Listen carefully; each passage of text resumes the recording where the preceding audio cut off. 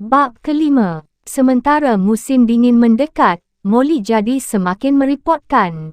Setiap pagi ia terlambat kerja dan memaafkan diri dengan mengatakan bahawa ia ketiduran dan mengeluh tentang rasa sakit yang misterius walaupun nafsu makannya bagus.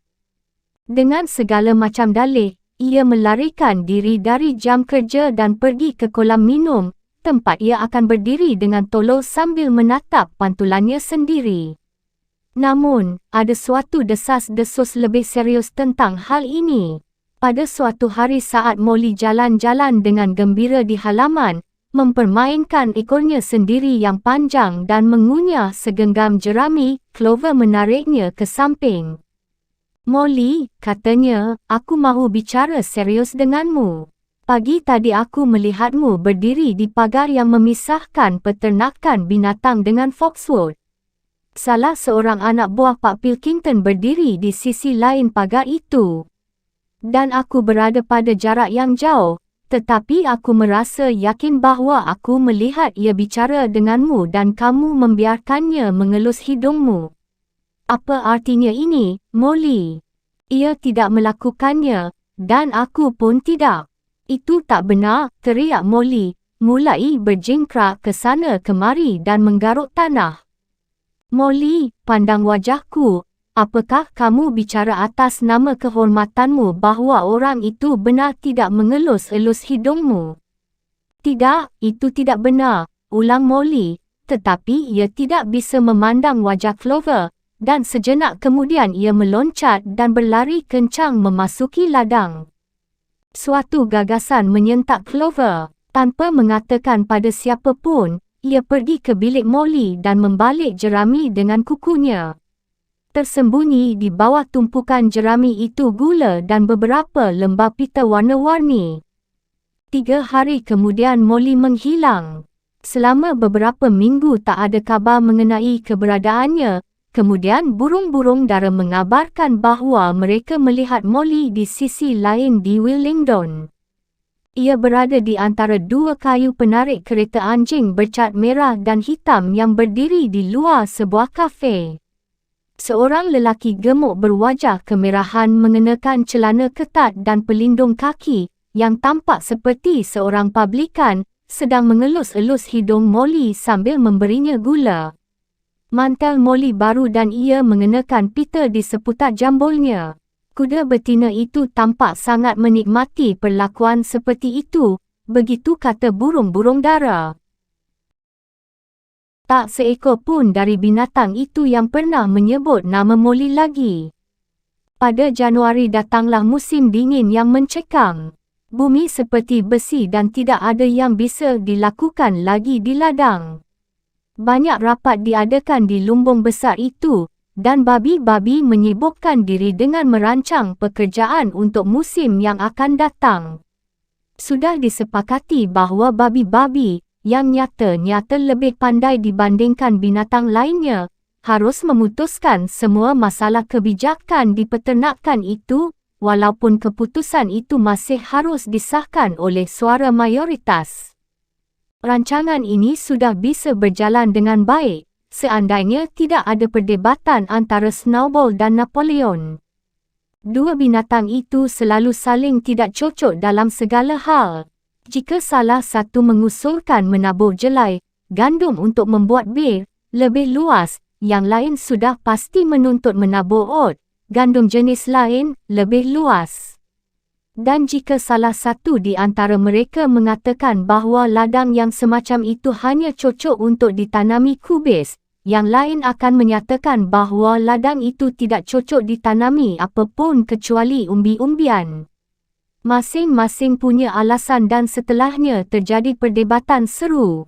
Dalam rapat itu, Snowball sering memenangkan dukungan mayoritas kerana keahliannya berpidato, tetapi pada waktu-waktu tertentu Napoleon lebih lihai mendapatkan dukungan. Ia khususnya sangat berhasil dengan biri-biri. Akhir-akhir ini, biri-biri diminta mengembikkan moto, "Kaki 4 baik, kaki 2 jahat," baik pada saat musim panen mahupun tidak, dan mereka sering menyela rapat dengan nyanyian ini. Ketika diperhatikan, mereka cenderung menyela dengan nyanyian, kaki 4 baik, kaki 2 jahat, pada saat-saat penting dalam pidato Snowball. Snowball telah melakukan studi terperinci dari beberapa angka tersembunyi dari buku Farmer and Stockbreeder yang ia temukan di rumah peternakan itu dan penuh dengan rencana inovasi serta perbaikan. Ia berbicara secara ilmiah tentang pengeringan ladang, makanan ternak yang disimpan dalam lumbung dan ditutup rapat-rapat, tentang ampas atau terak, bahkan menggarap rancangan rumit bagi semua binatang untuk membuang kotoran mereka langsung di ladang, di tempat-tempat tertentu yang berbeza setiap hari untuk menghemat ongkos angkutan gerobak. Napoleon tidak membuat rancangan sendiri, tetapi diam-diam mengatakan bahawa rancangan Snowball bakal tak menghasilkan apa-apa, dan tampaknya hanya akan berjalan di tempat. Namun, dari semua kontroversi mereka, tak ada yang paling pahit seperti kontroversi yang terjadi perihal kincir angin. Di tempat penggembalaan yang panjang, tidak jauh dari rumah peternakan itu, ada sebuah bukit kecil yang merupakan tempat tertinggi di peternakan. Sesudah memeriksa tanahnya, Snowball menyatakan bahawa tempat itu cocok untuk mendirikan kincir angin yang bisa digunakan untuk menggerakkan dinamo dan menyuplai tenaga listrik bagi seluruh peternakan. Tenaga listrik itu akan menerangi kandang-kandang kuda dan menghangatkan mereka pada musim salju dan juga bisa digunakan untuk menggerakkan gergaji putar, pemotong jerami, dan pengiris lobak serta mesin pemeras susu. Para binatang belum pernah mendengar semua ini sebelumnya, sebab peternakan itu masih menggunakan gaya lama dan hanya memiliki mesin yang bisa dibilang primitif. Oleh kerana itu, mereka mendengarkan dengan begitu takjub bagaimana Snowball menyulap gambaran mesin-mesin fantastis yang bisa melakukan pekerjaan mereka, sementara mereka merumput dengan santai di padang atau mengembangkan pikiran mereka dengan membaca atau berdiskusi. Dalam beberapa minggu, rancangan Snowball untuk membuat kincir angin itu sudah benar-benar jadi. Perincian-perincian mekanisnya diambil dari 3 buku yang dulunya milik Pak Jones. 1001 hal bermanfaat yang bisa dikerjakan untuk memperbaiki rumah. Setiap orang bisa menjadi tukang bangunan dan pelistrikan bagi pemula. Sebagai kamar studi, Snowball memakai lumbung yang semula digunakan untuk inkubator dan lantainya berbahan kayu yang halus, cocok untuk menggambar. Sesekali ia mengurung diri di dalamnya selama berjam-jam. Dengan buku-bukunya tetap terbuka di tindih batu, dan dengan sebatang kapur yang ia jepit di antara buku-buku jari kakinya, ia bergerak dengan cepat ke sana kemari, menarik garis demi garis sambil menyerukan rengekan kecil penuh kegembiraan. Perlahan-lahan rancangan itu menjadi satu susunan rumit engkol dan penggerak roda, menutupi lebih dari separuh lantai, yang bagi binatang lain tidak bisa sepenuhnya dipahami, tetapi sangat mengesankan. Mereka semua datang untuk melihat sketsa yang dibuat oleh Snowball, paling sedikit sekali dalam sehari. Bahkan, ayam betina dan bebek-bebek datang dan sangat berhati-hati agar tidak sampai merusak sketsa kapur itu. Hanya Napoleon yang bersikap tak acuh. Sejak semula ia sudah menyatakan tidak sependapat dengan kincir angin itu. Namun, pada suatu hari, secara tak terduga, ia datang memeriksa rancangan itu. Dengan berat ia berjalan mengelilingi sketsa itu, meneliti dari dekat hingga yang terperinci, sekali 2 kali mengendus-endus sketsa itu dan kemudian berdiri beberapa saat sambil merenungi sketsa itu dengan sinis. Tiba-tiba ia mengangkat satu kakinya lalu mengencingi seluruh sketsa itu, kemudian berjalan keluar tanpa mengucapkan satu patah kata pun. Seluruh peternakan benar-benar terpecah akibat masalah kincir angin itu. Snowball tidak memungkiri bahawa membangun kincir angin bukanlah pekerjaan yang mudah. Batu harus diangkut dan disusun menjadi dinding-dinding, Kemudian layar harus dibuat dan setelahnya mereka membutuhkan dinamo dan kabel. Bagaimana mendapatkan barang-barang itu? Snowball tak mengatakan apa-apa. Namun, ia tetap mengotot bahawa itu semua bisa diselesaikan dalam 1 tahun.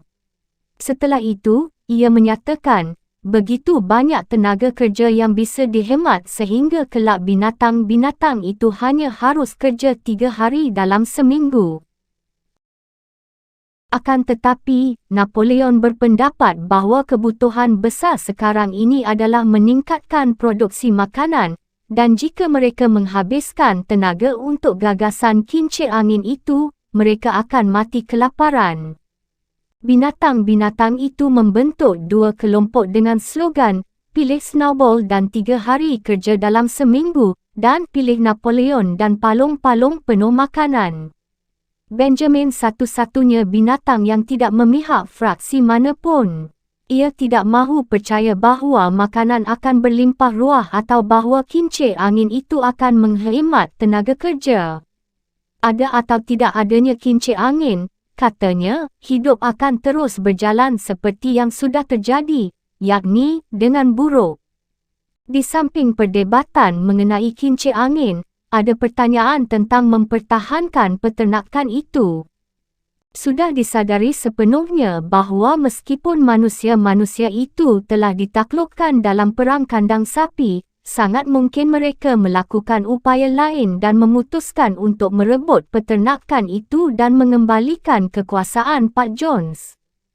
Mereka cukup punya alasan memikirkan bahawa orang-orang itu akan melakukan perebutan kembali, kerana berita tentang kekalahan mereka telah menyebar melintasi seluruh pedesaan dan membuat para binatang di peternakan dekat situ lebih gelisah daripada sebelumnya.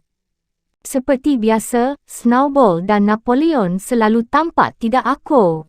Menurut Napoleon, yang harus dilakukan oleh binatang-binatang itu adalah mendapatkan senjata api dan melatih diri mereka sendiri untuk menggunakannya.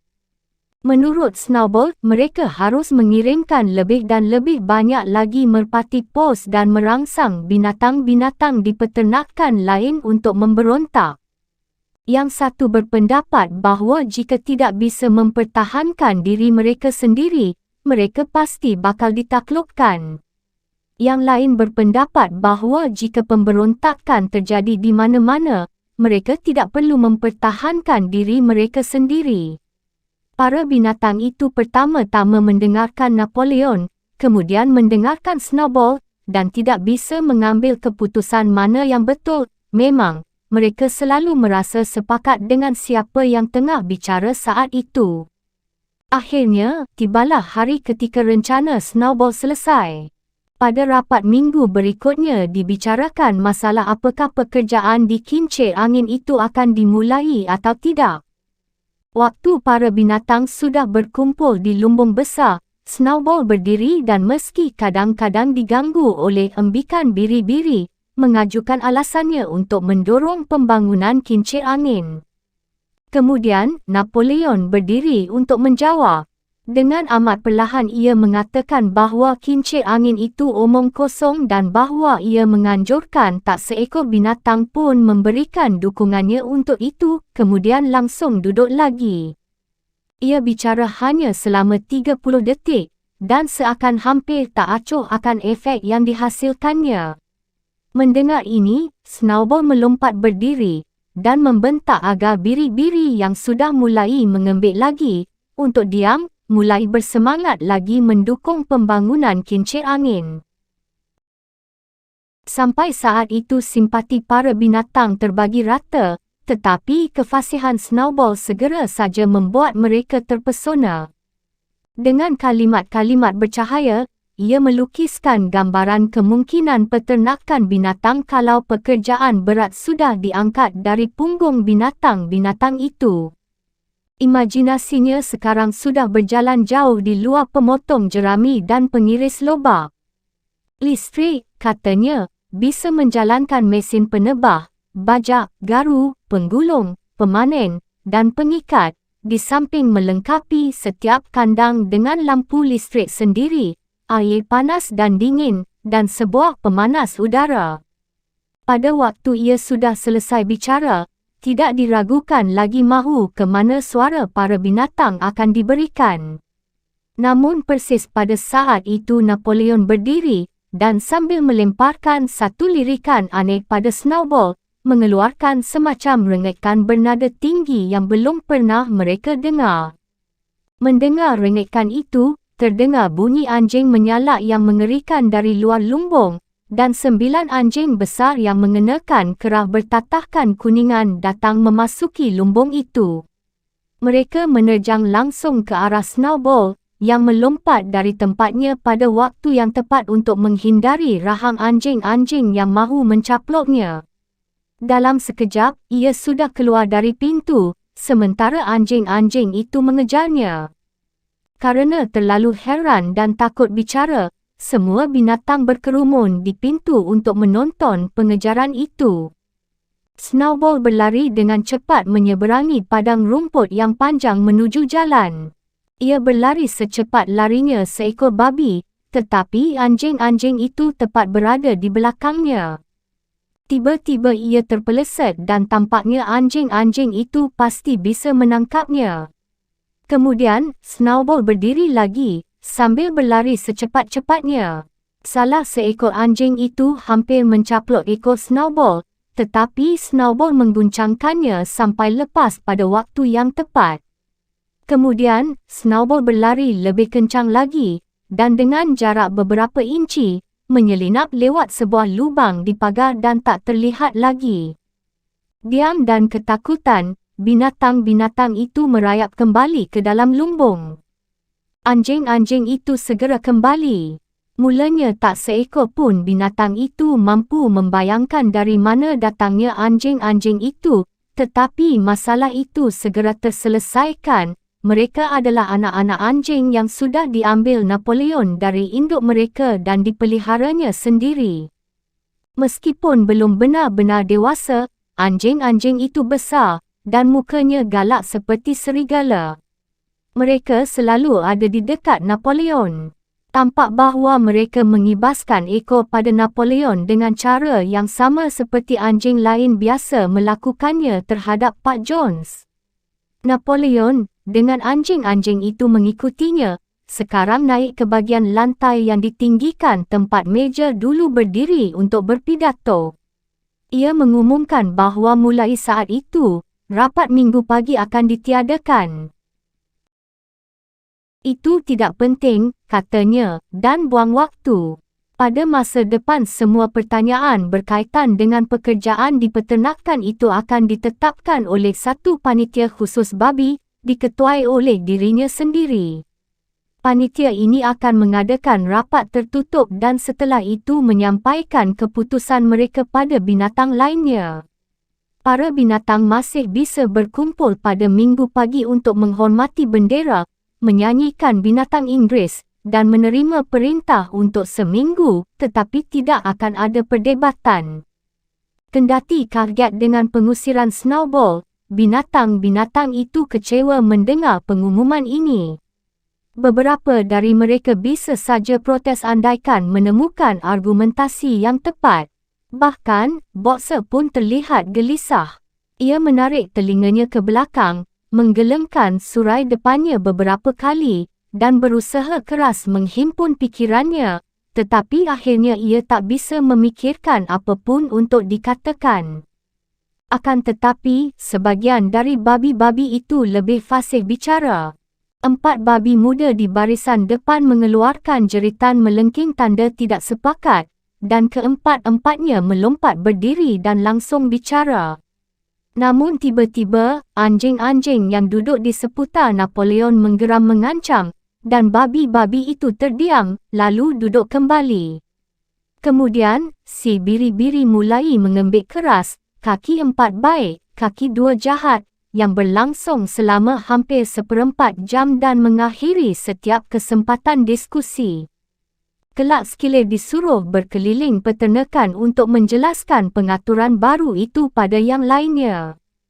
Kamerad, katanya, aku percaya setiap binatang di sini menghargai pengorbanan Kamerad Napoleon dalam mengambil pekerjaan ekstra ini atas dirinya sendiri. Jangan bayangkan, Kamerad, bahawa menjadi pemimpin itu menyenangkan. Sebaliknya, itu adalah satu tanggungjawab yang berat dan mendalam. Tak seekor binatang pun lebih percaya daripada Kamerad Napoleon bahawa semua binatang itu setara. Ia akan amat bahagia untuk membiarkan kalian mengambil keputusan sendiri. Tetapi, kadang-kadang kalian akan membuat keputusan yang salah, Kamerad, dan kemudian ke mana kita seharusnya. Andai saja kalian memutuskan untuk mengikuti Snowball dengan hayalannya tentang kincir angin itu, Snowball yang seperti sekarang kita tahu, tidak lebih baik daripada penjahat. Ia bertempur dengan berani di perang kandang sapi, kata seekor binatang. Keberanian tidak cukup, kata Skile. Loyalitas dan kepatuhan lebih penting. Dan mengenai perang kandang sapi, aku percaya akan tiba saatnya kita menyadari bahawa peran Snowball di situ amat dibesar-besarkan. Disiplin, Kamerad, disiplin keras. Itulah semboyan untuk hari ini. Sekali salah langkah, musuh akan mengalahkan kita. Sudah pasti, Kamerad, kalian tidak ingin Jones kembali. Sekali lagi argumentasi ini tidak bisa dijawab. Sudah tentu binatang-binatang itu tidak ingin Jones kembali. Jika perdebatan pada minggu pagi itu bisa membuat Jones kembali, perdebatan itu harus berhenti. Boxer yang sekarang punya waktu untuk memikirkan semuanya, menyuarakan perasaannya dengan berkata, jika Kamerad Napoleon mengatakannya, itu tentu benar. Mulai saat itu dan seterusnya, ia menerima pepatah itu, Napoleon selalu benar, di samping moto pribadinya, aku akan kerja lebih keras. Saat itu cuaca menjadi tidak menentu, sementara jadual membajak untuk musim semi sudah dimulai. Pondok tempat Snowball menggambar rancangan kincir angin sudah ditutup dan diduga rancangan itu sudah dihapus dari lantai.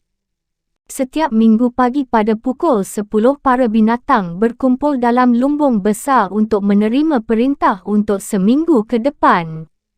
Tengkorak si tua meja, sekarang sudah tidak ada kulitnya, digali dari kebun buah dan dipasang pada sebuah tunggul di kaki tiang bendera di samping senapan itu.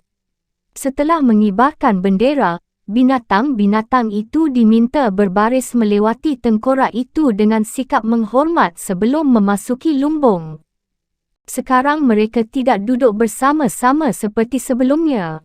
Napoleon dengan Skile dan babi lain bernama Minimos, yang punya bakat luar biasa mencipta lagu dan puisi, duduk di depan mimbar yang ditinggikan itu, bersama 9 anjing muda yang membentuk setengah lingkaran di sekitar mereka, dan babi-babi lainnya duduk di belakang.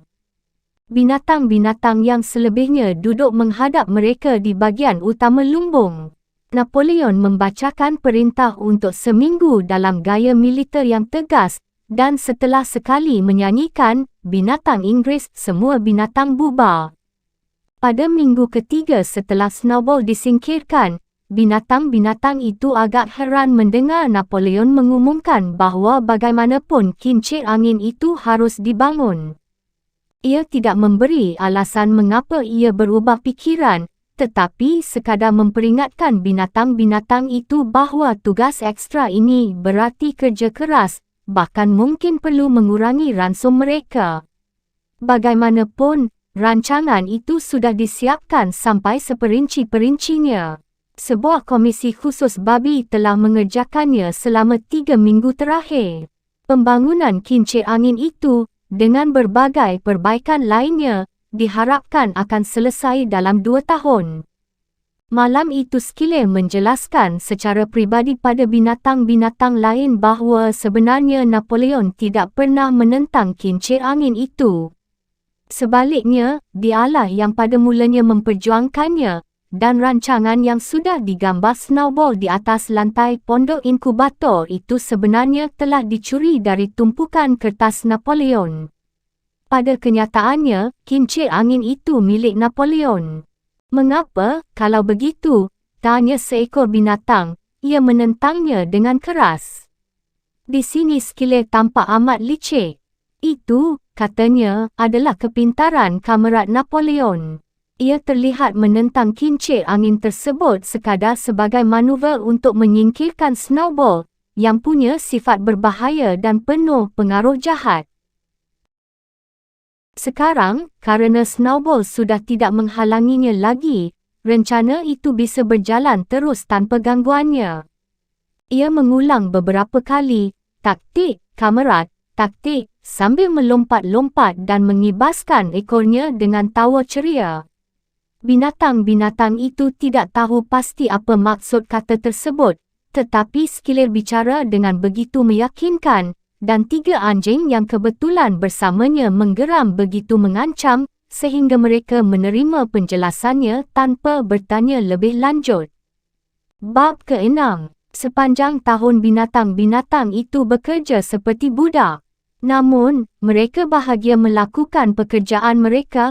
Mereka tidak mengeluhkan setiap upaya atau pengorbanan mereka, amat menyadari bahawa segala sesuatu yang mereka lakukan adalah untuk diri mereka sendiri dan untuk yang lahir setelah mereka, bukan untuk sekelompok manusia pencuri yang bermalas-malasan.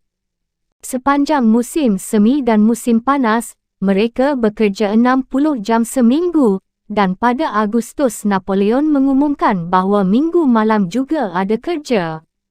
Kerja ini benar-benar sukarela, tetapi binatang siapa saja yang tidak hadir, ransumnya juga akan dikurangi setengah. Meskipun demikian, ternyata perlu meninggalkan beberapa tugas yang belum selesai. Panenan agak kurang berhasil dibandingkan tahun sebelumnya, dan 2 ladang yang seharusnya ditanami benih pada awal musim panas, tidak ditanami kerana pembajakannya tidak selesai cukup awal. Sangat mudah meramalkan bahawa musim dingin mendatang akan berat. Kincir angin itu menimbulkan kesulitan yang tidak terduga. Ada tambang gamping yang bagus di peternakan itu, dan banyak pasir serta semen ditemukan di salah satu bangunan tambahan sehingga semua material untuk bangunan sudah tersedia. Namun, masalah pertama yang tidak bisa diselesaikan adalah bagaimana memecah batu-batu itu menjadi potongan yang ukurannya sesuai. Sepertinya, tidak ada cara melakukannya kecuali dengan palu dan linggis yang tak seekor binatang pun bisa menggunakannya kerana tidak ada yang bisa berdiri terus di atas kaki belakangnya. Baru setelah berminggu-minggu usaha yang sia-sia, muncul ide bagus dalam benak salah seekor dari mereka, yakni memanfaatkan gravitasi. Batu-batu besar, terlalu besar untuk dipakai begitu saja, bertebaran di tambang itu. Para binatang mengikat tali di sekeliling batu-batu itu, kemudian secara bersama-sama, sapi, kuda, kambing, setiap binatang yang bisa ikut memegangi tali itu, bahkan babi-babi kadang membantu pada saat kritis, menarik batu-batu itu dengan kelambanan yang luar biasa menaiki lereng ke puncak tambang itu, di mana batu-batu itu kemudian digulingkan dari tepinya agar pecah berantakan menjadi potongan-potongan kecil di bawah. Mengangkut batu itu ketika sudah pecah bisa dibilang sederhana.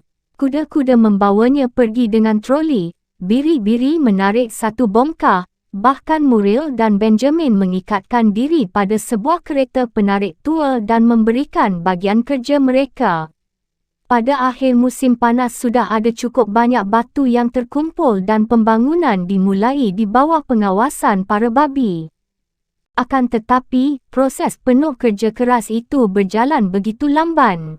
Berkali-kali dibutuhkan seharian penuh upaya melelahkan untuk menyeret satu bongkah batu besar ke puncak tambang itu, dan kadang-kadang setelah didorong ke bawah batu itu tidak bisa pecah.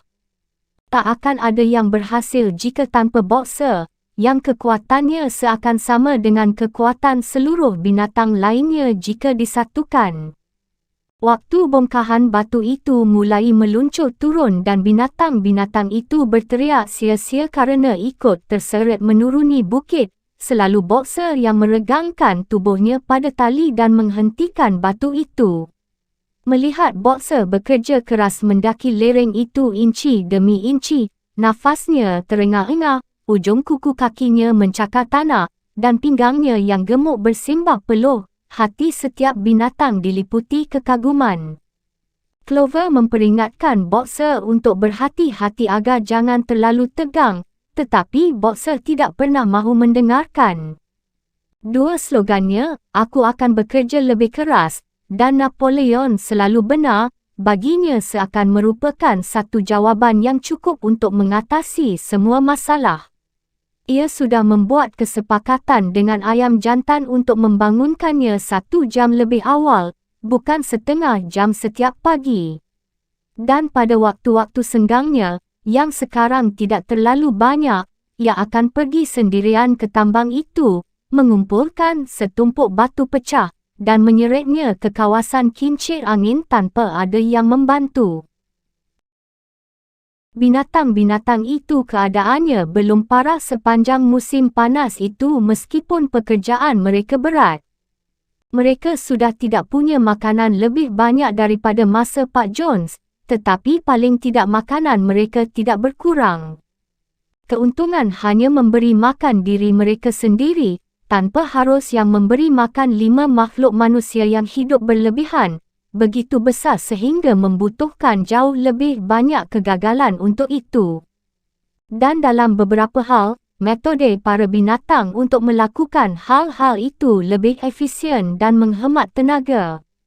Pekerjaan seperti menyiangi rumput, misalnya, dapat dilakukan dengan ketelitian yang mustahil bagi manusia. Dan lagi, kerana sekarang tidak ada binatang yang mencuri, tidak perlu membuat pagar untuk membatasi padang rumput dan tanah garapan, yang menghemat banyak sekali kerja untuk pemeliharaan pagar dan gerbang. Bagaimanapun dengan berlangsungnya musim panas, berbagai kekurangan yang tak terduga mulai dirasakan oleh mereka sendiri. Dibutuhkan minyak parafin, paku, tali, biskuit anjing, dan besi untuk sepatu kuda. Ini semua tidak bisa dihasilkan di peternakan. Kelak juga ada kebutuhan akan benih dan pupuk buatan, di samping berbagai peralatan dan akhirnya, mesin untuk kincir angin itu. Bagaimana semua ini bisa diperoleh, tak seekor binatang pun yang bisa membayangkannya. Suatu minggu pagi, ketika binatang-binatang itu berkumpul untuk menerima perintah mereka, Napoleon mengumumkan bahawa ia sudah memutuskan mengambil satu kebijakan baru. Mulai sekarang dan selanjutnya, peternakan binatang akan bekerja sama dengan peternakan tetangga. Tentu saja tidak untuk suatu tujuan komersial, tetapi sekadar untuk memperoleh bahan-bahan kebutuhan yang mendesak. Kebutuhan dari kincir angin itu harus mendahului segala kebutuhan lain, katanya. Oleh kerana itu, ia akan membuat kesepakatan untuk menjual setumpuk jerami dan sebahagian dari panenan gandum tahun ini, dan kelak, jika dibutuhkan lebih banyak wang, bisa ditutup dengan penjualan telur. Selalu ada pasar di Willingdon. Ayam-ayam, kata Napoleon, harus menyambut baik pengorbanan ini sebagai kontribusi khusus mereka sendiri untuk pembangunan kincir angin itu. Sekali lagi binatang-binatang itu menyadari suatu kegelisahan sama-sama. Tidak pernah berurusan dengan manusia, tidak pernah terlibat dalam perdagangan, tidak pernah memanfaatkan penggunaan wang. Bukankah ini semua ada di antara resolusi paling awal yang disampaikan pada rapat kemenangan pertama setelah Jones disingkirkan? Semua binatang ingat mereka pernah menyampaikan resolusi semacam itu, atau setidaknya mereka mengira mengingatnya. Keempat babi muda yang sudah protes waktu Napoleon menghapuskan rapat mengangkat suara mereka dengan malu-malu, tetapi segera disuruh diam oleh geraman keras anjing-anjing tersebut. Kemudian, seperti biasanya, biri-biri memecahkan kesunyian, kaki empat baik, kaki dua jahat, dan kecanggungan sementara itu dihilangkan. Akhirnya, Napoleon mengangkat kakinya agar semua diam dan mengumumkan bahawa ia sudah membuat semua kesepakatan. Setiap binatang tidak perlu berhubungan dengan manusia, hal yang jelas paling tidak diinginkan. Ia bermaksud menanggung seluruh beban itu di atas bahunya sendiri.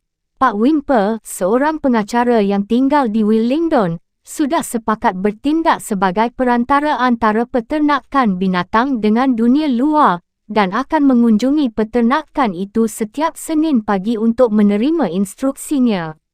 Napoleon mengakhiri pidatonya dengan seruan, "Hidup peternakan binatang," seperti biasanya, dan setelah menyanyikan, "Binatang Inggris, binatang-binatang itu bubar." Setelahnya, Schiller berkeliling peternakan dan menenangkan pikiran para binatang. Ia meyakinkan mereka bahawa resolusi menentang perdagangan dan penggunaan wang belum disahkan, bahkan belum diusulkan. Itu adalah angan-angan belaka, mungkin dapat dilacak dari kebohongan awal yang diedarkan oleh Snowball. Beberapa binatang masih merasa agak ragu-ragu, tetapi Schiller bertanya pada mereka dengan cerdik, "Apa kalian yakin bahawa ini bukan sesuatu yang sudah kalian impikan, kamerad? Apa kalian punya catatan akan resolusi semacam itu? Ini dituliskan di mana-mana." Dan kerana memang tidak ada resolusi semacam itu yang tertulis di mana pun, para binatang itu menerima bahawa selama ini mereka salah. Setiap Senin, Pak Whymper mengunjungi peternakan itu sesuai kesepakatan. Ia adalah seorang lelaki kecil bercambang dengan wajah malu-malu, seorang pengacara dalam usaha yang amat kecil, tetapi cukup cerdas untuk menyadari lebih awal daripada orang lain bahawa peternakan binatang akan membutuhkan seorang pialang dengan komisi yang menggiurkan. Para binatang mengamati kedatangan dan kepergiannya dengan semacam rasa ngeri, dan sebisa mungkin menghindarinya. Bagaimanapun, saat melihat Napoleon berdiri di atas 4 kakinya, sedang memberikan perintah pada Whymper, yang berdiri di atas 2 kakinya, membangkitkan rasa bangga dan sebagian merekonsiliasi mereka pada kesepakatan baru itu. Hubungan para binatang dengan manusia sekarang sama sekali berbeza dengan sebelumnya. Kebencian manusia terhadap peternakan binatang tidak berkurang setelah peternakan itu sejahtera. Bahkan, mereka membencinya lebih daripada sebelumnya. Para manusia benar-benar percaya bahawa cepat atau lambat peternakan itu akan bangkrut, dan yang paling penting, kincir angin itu akan gagal. Mereka akan bertemu di kedai minum dan saling membuktikan pada satu sama lain bahawa kincir angin itu pasti runtuh, ataupun jika bisa berdiri, tidak akan bisa bekerja. Dan bertentangan dengan kehendak mereka sendiri, mereka sudah mulai menghargai efisiensi yang dipakai binatang-binatang itu untuk mengatasi masalah mereka sendiri. Salah satu gejalanya adalah mereka sudah mulai menyebut peternakan binatang dengan nama semestinya dan tidak lagi berpura-pura menyebutnya peternakan mano. Mereka juga tidak lagi mengunggulkan Jones yang sudah tidak punya harapan untuk mengambil kembali peternakannya dan sudah tinggal di bagian lain desa itu. Kecuali melalui Whymper, belum ada hubungan antara peternakan binatang dan dunia luar. Namun, kabar angin terus berhembus bahawa Napoleon akan membuat kesepakatan bisnes dengan Pak Pilkington dari Foxwood atau dengan Pak Frederick dari Pinchfield, tetapi tidak pernah, sebagaimana diperhatikan orang, dengan kedua-duanya sekaligus. Sekitar waktu inilah babi-babi mendadak pindah ke dalam rumah peternakan dan tinggal di sana. Sekali lagi binatang-binatang itu seakan ingat bahawa satu resolusi menentang hal ini sudah disahkan hari-hari sebelumnya, dan sekali lagi Schiller mampu meyakinkan mereka bahawa bukan itu masalahnya. Ini benar-benar penting, katanya, bahawa babi-babi, yang merupakan otak dari peternakan itu, punya tempat tenang untuk bekerja. Juga lebih cocok dengan kewibawaan sang pemimpin. Akhir-akhir ini ia bicara tentang Napoleon dengan panggilan sang pemimpin untuk tinggal dalam sebuah rumah daripada sekadar kandang babi. Bagaimanapun, beberapa binatang merasa terganggu ketika mendengar bahawa babi-babi itu tidak hanya menyantap makanan mereka di dapur dan menggunakan kamar duduk sebagai ruang rekreasi, tetapi juga tidur di ranjang. Boxer seperti biasanya membenarkan dengan seruan, Napoleon selalu benar. Namun, Clover, yang mengira ia ingat suatu aturan tentang penggunaan ranjang, pergi ke ujung lumbung dan berusaha membaca 7 perintah yang ditulis di sana. Ketika menemukan dirinya sendiri tidak mampu membaca lebih dari 1 per 1 huruf itu, ia menjemput Muriel. Muriel, katanya, bacakan untukku 7 perintah itu. Apa tidak ada yang menyebut tentang larangan tidur di ranjang? Dengan agak susah payah Muriel membacakannya. Katanya, tak seekor binatang pun boleh tidur di ranjang dengan seperai. Akhirnya, ia menyatakan, cukup aneh, Clover tidak ingat bahawa perintah keempat menyebutkan tentang seperai, tetapi kerana sudah tertulis di dinding, harus dilaksanakan seperti itu. Dan Skille, yang kebetulan lewat saat itu, ditemani oleh 2 atau 3 ekor anjing, bisa meluruskan seluruh masalah itu dalam perspektif yang memadai. Kalau begitu, kau sudah mendengar, kamerad, kata Skille, bahawa kami babi-babi sekarang tidur di ranjang rumah peternakan itu. Dan mengapa tidak? Sudah pasti kalian tidak menganggap bahawa pernah ada aturan menentang ranjang, kan? Sebuah ranjang sekadar berarti tempat untuk tidur. Setumpuk jerami di kandang pantas dianggap sebagai ranjang. Aturannya adalah terhadap seperai, yang merupakan temuan manusia. Kami sudah melepas seperai dari ranjang rumah peternakan itu, dan tidur di antara selimut. Dan ranjang-ranjang itu juga nyaman. Tetapi, tidak lebih nyaman daripada yang kami butuhkan, aku berani bilang, kamerad, dengan semua pekerjaan otak yang sekarang harus kami kerjakan. Kalian tidak akan merampas kenyamanan kami, ya kan, kamerad? Kalian tidak akan membiarkan kami terlalu letih mengerjakan tugas kami. Sudah pasti tak seekor pun dari kalian berharap melihat Jones kembali, kan?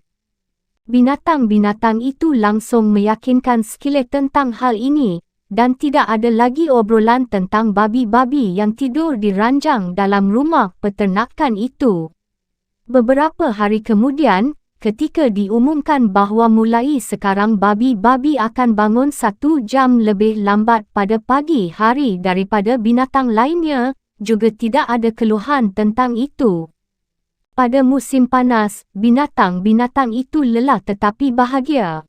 Mereka telah mengalami 1 tahun yang berat, dan setelah sebagian jerami dan jagung dijual, lumbung makanan untuk musim dingin tidak terlalu banyak terisi, tetapi keberadaan kincir angin itu mengimbangi segala sesuatunya. Sekarang kincir angin itu sudah setengah jadi. Setelah panen, cuaca cerah yang kering akan terbentang, dan binatang-binatang itu bekerja lebih keras daripada sebelumnya, kerana berfikir cukup bermanfaat untuk bolak-balik sepanjang hari membawa blok batu jika dengan berbuat begitu mereka bisa membangun dindingnya 1 kaki lagi. Boxer bahkan mahu keluar pada malam hari dan bekerja selama 1 atau 2 hari sendirian di bawah cahaya bulan musim panen. Kalau punya waktu senggang, binatang-binatang itu akan berjalan mengitari kincir yang setengah jadi itu, sambil mengagumi kekuatan dan dindingnya yang tegak lurus serta takjub bahawa ternyata mereka mampu membangun apa saja yang begitu mengesankan. Hanya Benjamin tua yang tidak mahu merasa antusias mengenai kincir angin itu, meskipun, seperti biasanya, ia tidak akan mengungkapkan apapun selain pernyataan tersembunyi bahawa keledai hidup lama. Tibalah November dengan angin barat daya yang kencang. Pembangunan harus berhenti kerana sekarang cuaca terlalu basah untuk mencampur semen. Akhirnya, datang suatu malam ketika angin begitu kencang sehingga bangunan-bangunan peternakan itu bergoyang di atas fondasi mereka dan beberapa genting terbang dari atap lumbung itu. Ayam-ayam betina bangun berkotek-kotek ketakutan kerana mereka semua bermimpi mendengar senapan meletus di kejauhan. Pagi harinya, binatang-binatang itu keluar dari kandang dan menemukan bahawa tiang bendera itu sudah roboh diterpa angin dan sebuah pohon elm di kaki kebun buah-buahan sudah tercerabut seperti sebuah lobak. Mereka baru saja memperhatikan hal ini ketika jeritan sedih meledak dari setiap tenggorokan binatang itu. Mata mereka telah melihat pemandangan yang mengerikan. Kincir angin itu hancur berantakan. Secara berbarengan mereka bergegas lari ke tempat itu. Napoleon, yang jarang bergerak untuk berjalan-jalan, lari mendahului mereka semua. Ya, di sanalah bangunan itu runtuh. Buah dari semua perjuangan mereka, rata pada fondasinya, batu-batu yang sudah mereka pecah dan angkut dengan begitu rajin bertebaran di mana-mana. Karena mula-mula tidak mampu berkata-kata, mereka duduk dengan sedih menatap reruntuhan sampah itu. Napoleon mondar-mandir tanpa bicara, sesekali membaui tanah. Ekornya sudah jadi kaku dan bergerak dengan tajam ke kanan dan ke kiri, suatu tanda aktivitas mental yang kuat di dalam dirinya. Tiba-tiba ia berhenti seakan sudah mengambil keputusan. "Kamerad," katanya lirih, "apa kalian tahu siapa yang bertanggungjawab atas ini? Apa kalian tahu musuh yang sudah keluar pada malam hari dan merobohkan kincir angin kita?" Snowball. Tiba-tiba ia menggeram sekeras halilintar. Snowball telah melakukan hal ini berdasarkan dendam semata, bermaksud untuk menggagalkan rencana kita dan membalas dendam kerana malu telah disingkirkan. Pengkhianat ini merayap kemari di bawah lindungan malam dan menghancurkan pekerjaan yang sudah kita lakukan hampir selama setahun.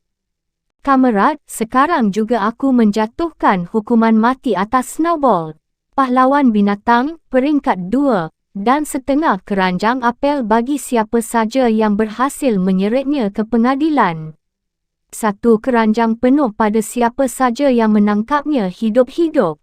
Binatang-binatang itu amat sangat kaget mendengar bahawa bahkan Snowball bisa melakukan tindakan jahat seperti itu. Terdengar teriakan jengkel, dan setiap binatang mulai memikirkan cara-cara untuk menangkap Snowball andaikan ia pulang. Hampir segera jejak kaki seekor babi ditemukan di rerumputan agak jauh dari gundukan itu. Jejak itu hanya bisa dilacak sampai beberapa kilometer, tetapi tampaknya menuju sebuah lubang di pagar. Napoleon mengendus jejak itu dalam-dalam dan menyatakan bahawa itu adalah jejak kaki Snowball. Ia berpendapat bahawa Snowball mungkin datang dari arah peternakan Foxwood. "Jangan ditunda-tunda lagi, kamerad," kata Napoleon ketika jejak kaki itu sudah diperiksa. "Ada pekerjaan yang harus diselesaikan. Pagi ini juga kita mulai membangun kembali kincir angin ini, dan kita akan membangunnya sepanjang musim dingin, hujan atau panas. Kita akan mengajari pengkhianat celaka itu bahawa ia tidak bisa merusak pekerjaan kita dengan begitu mudah. Ingat, kamerad, tidak boleh ada perubahan dalam rencana kita. Rencana itu harus dilaksanakan hari ini. Maju, kamerad. Hidup kincir angin itu. Hidup peternakan binatang." Bab 7. Musim dingin kali ini buruk sekali. Cuaca penuh badai itu diikuti hujan es dan salju, kemudian oleh lempengan es keras yang tidak akan lumer sampai awal Februari.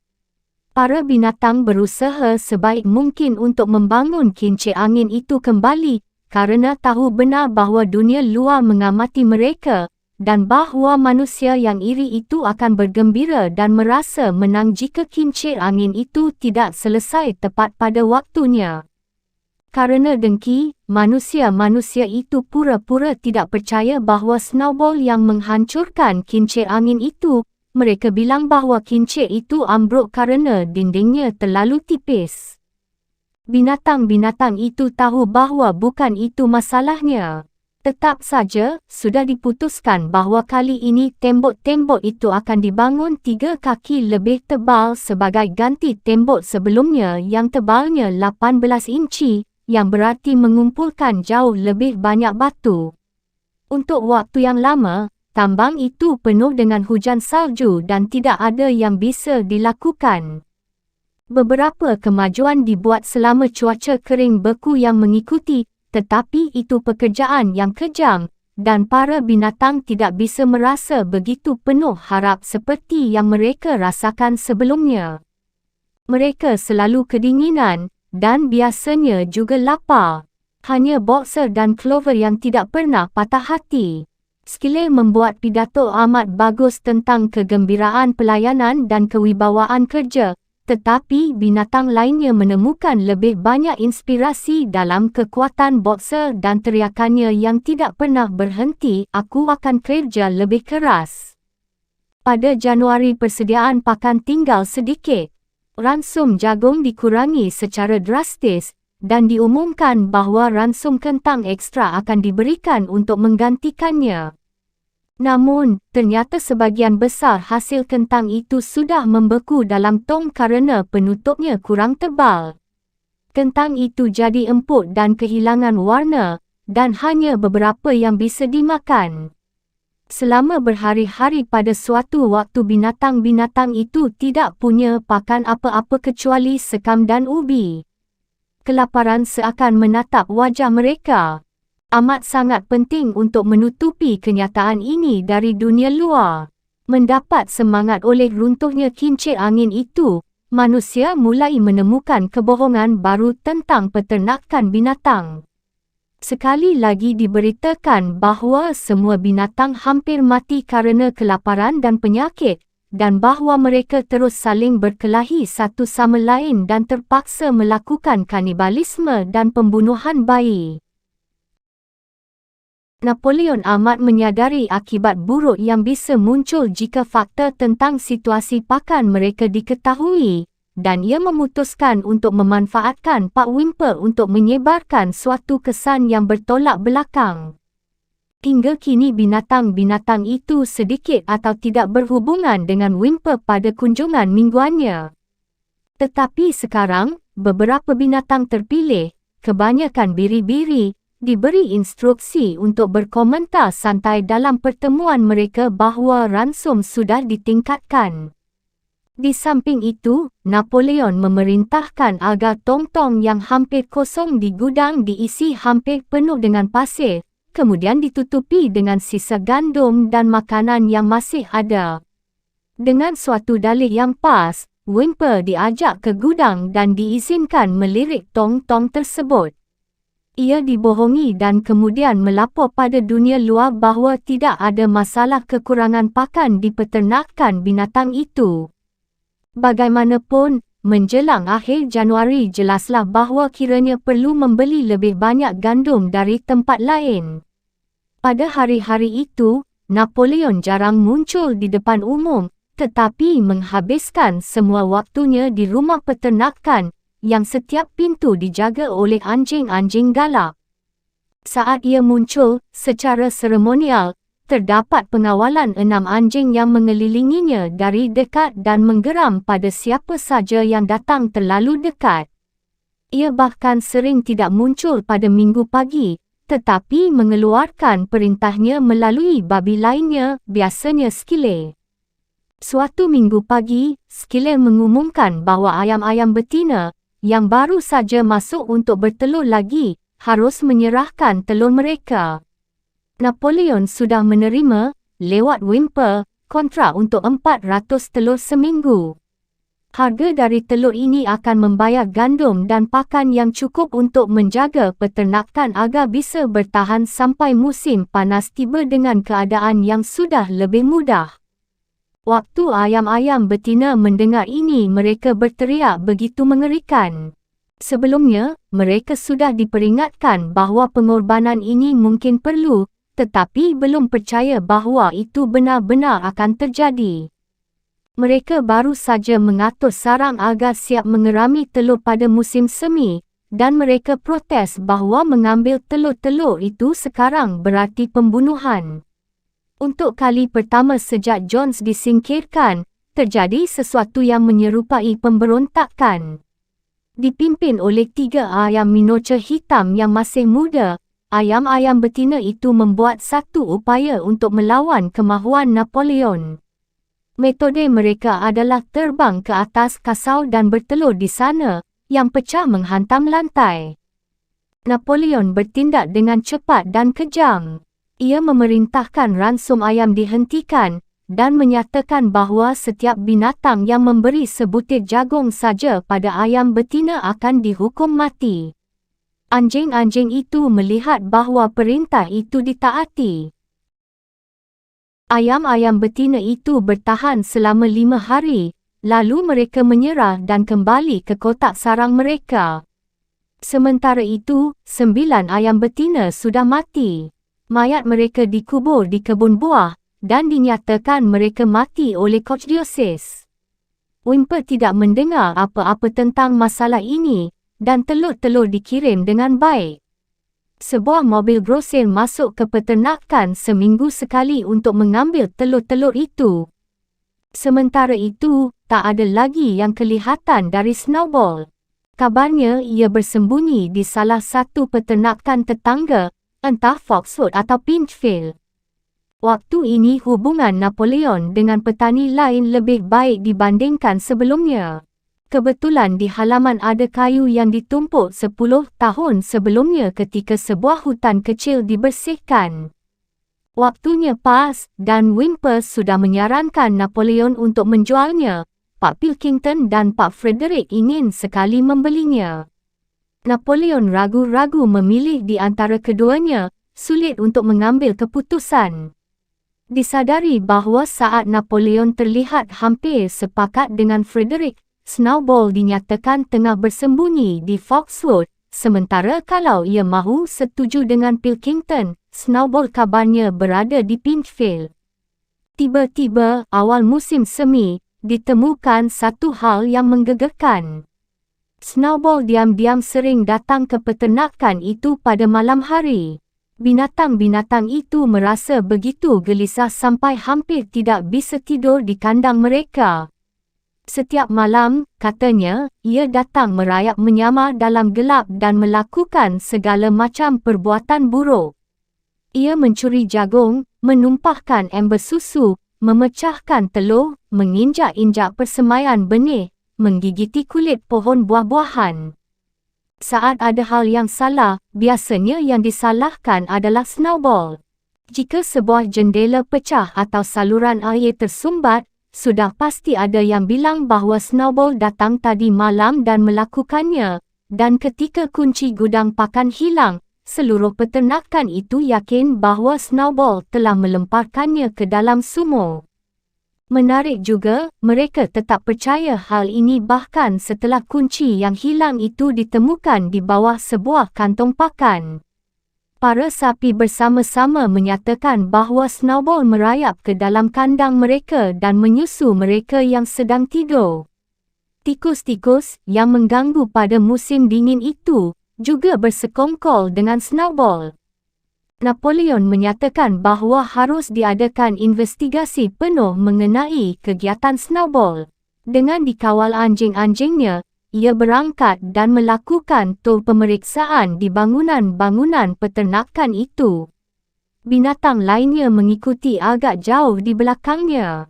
Pada setiap langkahnya, Napoleon berhenti dan mengendus jejak langkah Snowball di tanah, yang katanya bisa ia deteksi baunya. Ia mengendus setiap sudut, di lumbung, di kandang sapi, di rumah ayam betina, di kebun sayuran, dan menemukan jejak Snowball hampir di mana-mana. Ia menaruh moncongnya ke tanah, mengendus dalam-dalam beberapa kali, dan berseru dengan suara mengerikan, "Snowball! Ia sudah berada di sini. Aku bisa menciumnya dengan jelas." Dan mendengar kata Snowball, semua anjing menggeram kuat-kuat dan menunjukkan gigi rahangnya. Binatang-binatang itu takut sekali. Bagi mereka seakan snowball adalah semacam pengaruh tak kelihatan, melingkupi udara di sekitar mereka dan mengancam mereka dengan segala macam bahaya. Pada malam hari, Skille mengumpulkan mereka semua dan dengan satu ekspresi menakutkan di wajahnya, ia menceritakan pada mereka bahawa ia punya suatu berita serius untuk dilaporkan. "Kamerad," teriak Skille sambil melompat-lompat gugup. Satu hal yang sangat mengerikan telah diketahui. Snowball telah menjual diri ke peternakan Frederick dari Pinchfield, yang sekarang bahkan diam-diam merencanakan untuk menyerang kita dan merebut peternakan ini dari kita. Snowball akan bertindak sebagai pemandu kalau serangan itu dimulai. Tetapi, ada yang lebih buruk daripada itu. Kita sudah mengira bahawa pemberontakan Snowball disebabkan oleh keangkuhan dan ambisinya. Tetapi, kita salah, kamerad. Apa kalian tahu apa alasan yang sebenarnya? Snowball bersekongkol dengan Jones sejak awal. Ia adalah agen rahasia Jones sepanjang waktu. Itu sudah dibuktikan oleh dokumen yang ia tinggalkan dan yang baru saja kami temukan. Menurutku, ini menjelaskan banyak sekali, kamerad. Tidakkah kita lihat sendiri betapa ia sudah mencuba, untungnya tidak berhasil untuk mengalahkan dan menghancurkan kita dalam perang kandang sapi. Binatang-binatang itu terdiam semua. Bahwasanya Snowball telah menghancurkan kincir angin merupakan satu kekejaman yang keterlaluan. Namun, itu terjadi beberapa menit sebelum mereka bisa memahami itu sepenuhnya. Mereka semua ingat, atau mengira ingat, bagaimana mereka melihat Snowball menyerang di depan mereka saat perang kandang sapi, bagaimana ia mengerahkan dan membangkitkan semangat mereka pada setiap putaran, dan bagaimana ia tidak berhenti barang sejenak pun bahkan ketika peluru dari senapan Jones melukai punggungnya. Mula-mula agak sulit melihat bagaimana ini bisa cocok dengan kenyataan bahawa Snowball berada di pihak Jones. Bahkan, Boxer, yang jarang mengajukan pertanyaan, bingung. Ia berbaring, menyelipkan kuku kaki depannya di bawah tubuhnya, memejamkan mata, dan dengan usaha keras berusaha menyusun pikirannya. "Aku tidak percaya itu," katanya. Snowball bertempur dengan gagah berani di perang kandang sapi. "Aku melihatnya sendiri. Bukankah kita memberinya pahlawan binatang peringkat pertama, langsung setelah itu? Itu kesalahan kita, kamerad. Karena kita tahu sekarang itu semua tertulis dalam dokumen rahasia yang sudah kita temukan, bahawa waktu itu sebenarnya ia berusaha membawa kita ke dalam kehancuran. Tetapi, ia terluka," kata Boxer. "Kita semua melihatnya berlumuran darah." "Itu bagian dari kesepakatan," teriak Skille. "Jones menembak hanya untuk menggoresnya.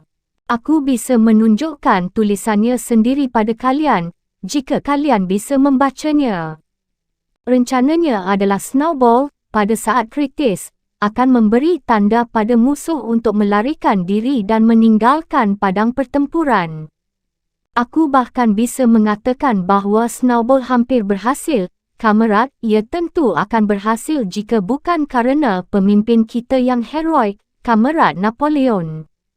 Apa kalian ingat bagaimana, tepat saat Jones dan anak buahnya sudah sampai di halaman, Snowball mendadak berputar dan lari, dan banyak binatang mengikutinya. Dan apa kalian juga tidak ingat bahawa persis pada saat itu, ketika semua sudah panik dan seakan kebingungan, kamerad Napoleon melompat ke depan dengan teriakan, "Kematian bagi kemanusiaan," dan membenamkan giginya ke kaki Jones. "Sudah pasti kalian ingat itu, kan, kamerad?" seru Skille sambil melompat ke sana kemari.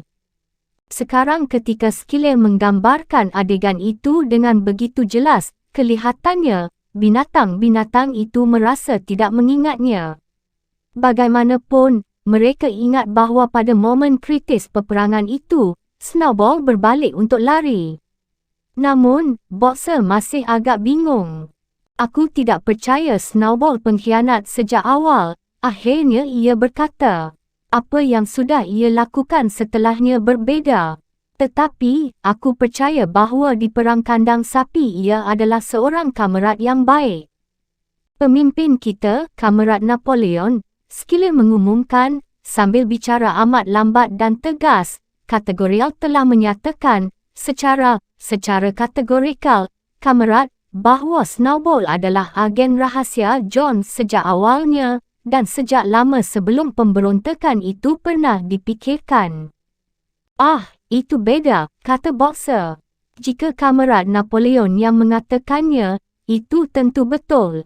Itulah semangat yang benar, Kamerat, teriak Skille, tetapi tampak jelas ia melemparkan tatapan nista pada Boxer dengan mata kecilnya yang berkedip-kedip.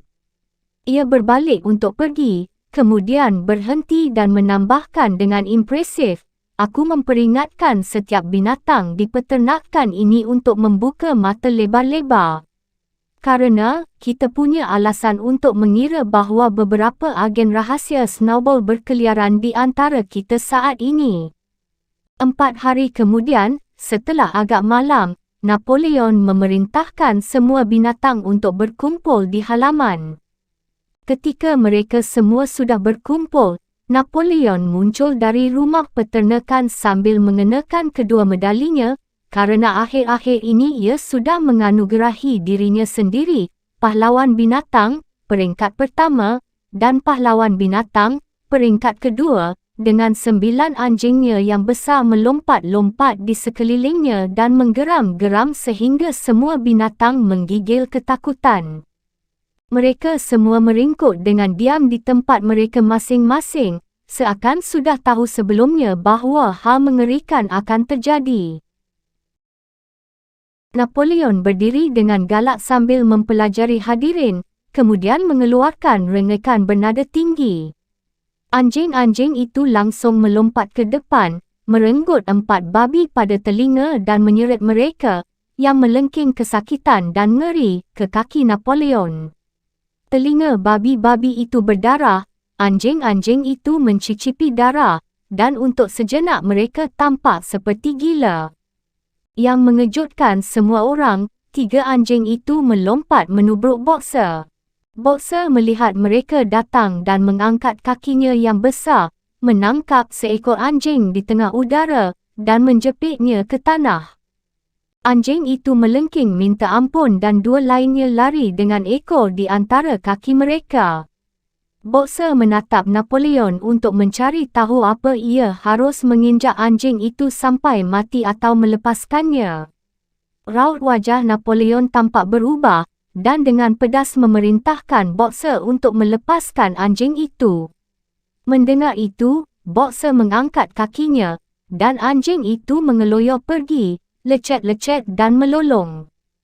Keributan itu langsung berhenti. Keempat babi itu menunggu, gemetaran, dengan rasa bersalah tertulis pada setiap garis raut wajah mereka.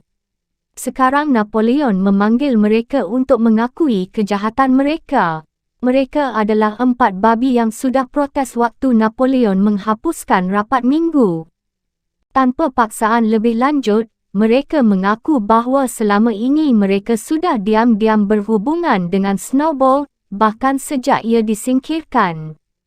Bahawa mereka bersekongkol dengan Snowball untuk menghancurkan kincir angin itu, dan bahawa mereka sudah membuat kesepakatan dengannya untuk menyerahkan peternakan binatang kepada Pak Frederick. Mereka menambahkan bahawa diam-diam Snowball mengaku pada mereka bahawa ia sudah menjadi agen rahsia Pak John selama bertahun-tahun. Setelah mereka selesai mengakui, anjing-anjing itu segera menggorok tenggorokan mereka, dan dengan suara mengerikan Napoleon bertanya apakah ada binatang lain yang punya sesuatu untuk diakui. Ketiga ayam betina yang selama ini sudah menjadi biang keladi dalam percobaan pemberontakan tentang telur itu, sekarang maju dan menyatakan bahawa Snowball telah menemui mereka dalam mimpi dan menghasut mereka untuk mentaati perintah Napoleon. Mereka juga dibantai. Kemudian, seekor angsa maju dan mengakui telah menyembunyikan 6 tongkol jagung selama panenan tahun lalu dan memakannya pada malam hari. Kemudian, seekor biri-biri mengakui telah kencing dalam kolam minum, didorong untuk melakukan itu, begitu katanya, oleh Snowball, dan 2 biri-biri lain mengaku telah membunuh si kambing tua, pengikut setia Napoleon, dengan mengejarnya berputar-putar mengelilingi api unggun saat si kambing sedang batuk. Mereka semua dibantai di tempat itu juga. Dan begitulah maka kisah pengakuan dan pembantaian itu berjalan terus, sampai ada setumpuk mayat di depan kaki Napoleon dan udara menjadi sesak dengan bau darah, yang tidak pernah terjadi sejak Jones disingkirkan. Setelah selesai semuanya, binatang-binatang yang masih ada, kecuali babi dan anjing, meninggalkan tempat itu bersama-sama. Mereka gemetaran dan sedih. Mereka tidak tahu mana yang lebih mengejutkan, pengkhianatan dari binatang-binatang yang sudah bersekongkol dengan Snowball, atau hukuman kejam yang baru saja mereka saksikan. Pada masa lalu mereka sering melihat adegan pertumpahan darah yang juga mengerikan, tetapi bagi mereka semua kelihatannya yang sekarang terjadi di antara mereka sendiri jauh lebih buruk. Sejak Jones meninggalkan peternakan itu, sampai sekarang, tidak ada binatang yang membunuh binatang lain. Bahkan, tak seekor pun tikus dibunuh. Mereka sudah berbaris ke bukit kecil tempat kincir angin yang setengah jadi itu berdiri, dan bersama-sama mereka berbaring berdesak-desakan mencari kehangatan Clover, Muriel, Benjamin, sapi-sapi, biri-biri, dan seluruh kawanan angsa dan ayam betina, semuanya kecuali si kucing yang tiba-tiba menghilang persis sebelum Napoleon memerintahkan binatang-binatang itu berkumpul. Untuk beberapa lama tak ada yang bicara. Hanya Boxer yang tetap berdiri. Ia berjalan ke sana kemari, sambil ekornya yang hitam dicambukkan ke pinggangnya, dan kadang-kadang mengeluarkan lenguhan kecil keheranan. Akhirnya, ia berkata, "Aku tidak mengerti, aku tidak bisa percaya bahawa hal-hal semacam itu bisa terjadi di peternakan kita. Itu tentunya kerana salah kita sendiri. Solusinya, menurutku, adalah bekerja lebih keras. Mulai sekarang dan selanjutnya, aku akan bangun sejam penuh lebih awal pada pagi hari." Binatang-binatang itu mengerumuni Clover, tidak bicara apa-apa. Bukit tempat mereka berbaring memberi mereka pemandangan ke seluruh pedesaan. Hampir seluruh peternakan binatang bisa mereka lihat. Padang penggembalaan yang panjang itu merentang sampai ke jalan raya, padang jerami, hutan kecil, kolam air minum, ladang bajakan tempat gandum muda tampak gemuk dan hijau, dan atap merah dari bangunan-bangunan peternakan dengan asap melingkar-lingkar dari cerobong asapnya. Hari itu sore pada musim semi yang cerah. Rerumputan dan pagar tanaman yang sudah tidak rata lagi itu bagaikan disepuk emas oleh cahaya matahari. Peternakan itu tidak pernah, dan dengan semacam keheranan, mereka ingat bahawa itu adalah peternakan mereka sendiri. Setiap inci dari itu adalah tanah milik mereka. Bagi para binatang tampak sebagai satu tempat yang amat diinginkan. Ketika Clover memandang lereng bukit itu, matanya berkaca-kaca. Jika boleh mengungkapkan pendapatnya, tentu ia akan bilang bahawa bukan ini tujuan mereka saat menyiapkan diri mereka sendiri bertahun-tahun lalu untuk menggulingkan ras manusia. Adegan teror dan pembantaian itu bukan apa yang mereka harapkan pada malam ketika si tua meja pertama-tama mendorong mereka untuk memberontak. Andaikan ia sendiri sudah punya gambaran tentang masa depan, itu adalah tentang satu masyarakat binatang yang bebas dari kelaparan dan cambuk. Semua sama rata, masing-masing bekerja menurut kapasitasnya, yang kuat melindungi yang lemah, seperti ia sudah melindungi anak-anak bebek dengan kaki depannya pada malam meja berpidato. Alih-alih ia tidak tahu kenapa datang suatu waktu ketika tak seekor pun dari mereka berani mengungkapkan pendapatnya, ketika anjing-anjing galak yang selalu menggeram berkeliling di mana-mana, dan ketika kau harus menyaksikan kameratmu tercabik-cabik setelah mengakui kejahatan yang mengejutkan. Tidak ada maksud untuk memberontak atau tidak taat dalam fikirannya.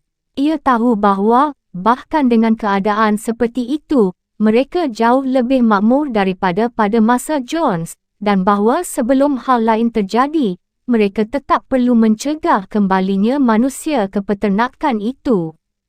Apapun yang terjadi, ia akan tetap setia, bekerja keras, melaksanakan perintah yang diberikan kepadanya, dan menerima kepemimpinan Napoleon. Namun, bukan untuk ini ia dan semua binatang lain berharap dan bekerja keras. Bukan untuk ini mereka membangun kincir angin dan menghadapi peluru senapan Jones. Begitulah yang dipikirkannya meskipun ia tidak bisa mengungkapkannya dengan kata-kata. Akhirnya, kerana merasa entah bagaimana ini bisa menggantikan kata-kata yang tidak bisa ia temukan, ia mulai melantunkan binatang Inggris. Binatang lainnya yang duduk di sekitarnya ikut menyanyi, dan mereka menyanyikannya 3 kali dengan semangat berlebihan, tetapi perlahan dan penuh kesedihan, dengan cara yang belum pernah mereka nyanyikan sebelumnya. Mereka baru saja selesai menyanyikannya untuk kali ketiga ketika sekilir dikawal oleh 2 ekor anjing, mendekati mereka dengan air muka bahawa sesuatu yang penting akan dikatakan. Ia mengumumkan bahawa, dengan satu dekret khusus dari Kamerat Napoleon, binatang Inggris telah dihapuskan. Mulai sekarang para binatang dilarang menyanyikannya. Binatang-binatang itu terkejut. Mengapa? Teriak Muriel. Lagu ini tidak perlu lagi, kata Skille dengan kaku. Binatang Inggris adalah lagu pemberontakan. Tetapi, pemberontakan itu sekarang selesai. Hukuman mati sore ini adalah tindakan akhir. Musuh di dalam maupun di luar peternakan sudah dikalahkan. Dalam binatang Inggris kita mengungkapkan kerinduan kita untuk satu masyarakat yang lebih baik pada masa depan. Tetapi, masyarakat itu sekarang sudah mapan. Sudah jelas lagu ini tidak punya tujuan lagi. Meskipun ketakutan, beberapa binatang itu mungkin mahu protes. Saat ini biri-biri memulai embikan mereka yang biasa, kaki 4 baik, kaki 2 jahat, yang berlangsung selama beberapa menit dan menghentikan diskusi itu. Maka, binatang Inggris tidak terdengar lagi. Sebagai gantinya, Minimus, si penyair, sudah menyusun lagu lain yang dimulai dengan, peternakan binatang tak pernah bagiku engkau mendatangkan penderitaan. Dan ini dinyanyikan setiap minggu pagi setelah menaikkan bendera. Namun, bagi para binatang, entah bagaimana kata-kata atau nadanya tidak pernah secocok binatang Inggris.